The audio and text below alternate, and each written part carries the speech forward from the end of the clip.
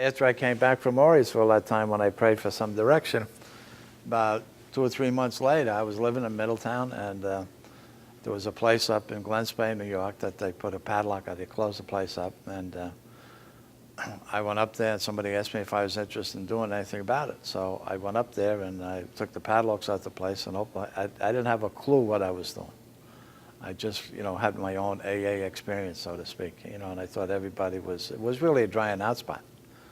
So anyhow, I started to get it rolling. I started dealing with people, and I used to do step meetings with these people. That was the only thing that I knew.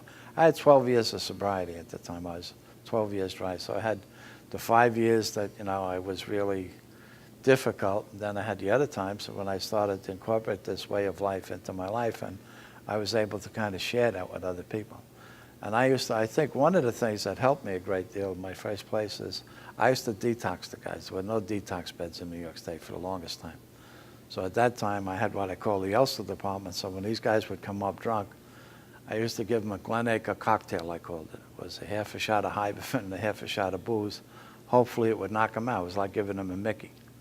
And I put them to sleep and things like that. And we even used formaldehyde at the time. And I was lucky that I had a doctor from Pennsylvania that used to come back from, down to Port Jervis, come back from the hospital, and he'd stop off when I had sore guys and just check them out for me and see, but you couldn't get drunks into the hospital. Nobody wanted to detox them or anything like that. But he would prescribe some medication for them and, kind of get along with that. So as I started to grow and I started to look at this thing, it took on a different meaning for me. And I was able to kind of share that with other people. But I felt like I really had a mission. I really was interested in trying to help that other alcoholic in the way I got some help. And I had a strong feeling for what was really going on. And then my first program, then what happened was I belonged to a Greenpoint a group in Brooklyn. And Monsignor Dunn in the New York City Police Department was trying to get a program off the ground.